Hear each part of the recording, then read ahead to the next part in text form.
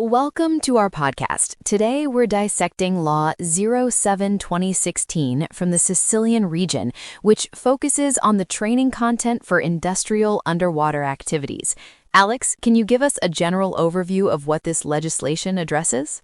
Certainly, Chloe. This law, which aligns with the regional statute and European regulations, aims to standardize the training pathways for industrial divers in Sicily. The core objective is to ensure that professionals in this sector possess the necessary qualifications, thereby enhancing both safety and overall professionalism. So, who exactly falls under the umbrella of divers and underwater workers according to this law? And what specific activities are explicitly excluded from its scope? The law defines them as individuals who perform underwater work activities in immersion, whether in maritime or inland waters, even if not on an exclusive or continuous basis. Crucially, it excludes amateur, sports, recreational, and hobbyist diving. Scientific or cultural research activities are also excluded, unless they involve complex organizations or extend beyond 30 meters. Finally, armed forces, police corps, and civil protection operators are excluded when they're performing their assigned duties. That clearly delineates the scope. Moving to the training paths, Article 2 outlines 3 distinct levels. Could you briefly describe each, particularly their operational depth limits? Yes, the first level is the inshore diver, qualified for dives up to 30 meters. The second is the offshore air diver, which is also known as top-up, enabling dives up to 50 meters. The third and final level is the offshore sat diver, or deep-sea diver, designed for depths exceeding 50 meters using saturation techniques. It is also specified that both top-up and deep-sea divers must obtain a diver medic first aid qualification before receiving their final certification. Each level clearly has its specific depth requirements. Are there any particular equipment specifications for the training at each level? Absolutely. For inshore training, a surface station for air dives is mandatory. For offshore air diver, a compressed air station with an open bell or basket is required, sometimes supported by a hyperbaric chamber.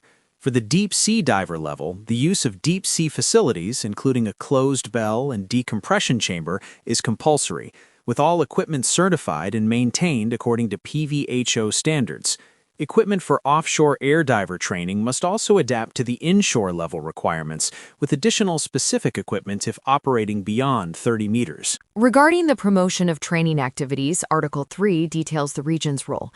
How does Sicily plan to support this sector? The region promotes training initiatives to boost employability and enhance workforce qualifications, directly responding to market demands. These interventions must adhere to international standards such as those from the International Diving Schools Association and the International Marine Contractors Association, particularly concerning health, safety, and environmental guidelines.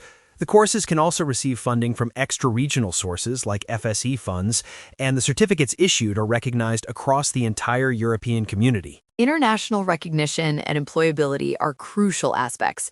Article 4 establishes a telematic registry. What is the purpose of this particular tool? This registry is vital for facilitating the recognition of certificates in the labor market and ensuring their international validity.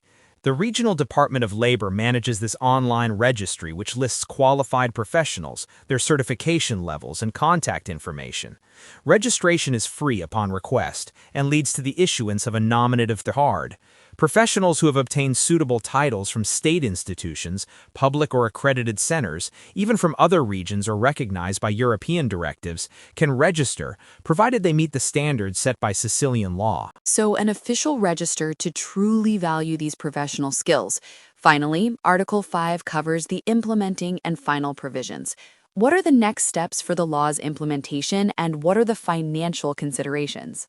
Within 90 days of the law's entry into force, a decree from the president of the region based on proposals from the relevant assessors will define the specific implementing modalities. It is important that the law includes a financial neutrality clause, meaning its implementation should not create new or increased burdens on regional finances. Furthermore, certificates and qualifications acquired before the law's enactment, if they align with the new standards, are recognized and eligible for registration in the telematic registry as well as throughout the community territory. Very clear, Alex. Thank you for guiding us through this significant regulation, which aims to professionalize and safeguard a highly specialized sector like industrial diving in Sicily. Thank you for your time. Thank you, Chloe.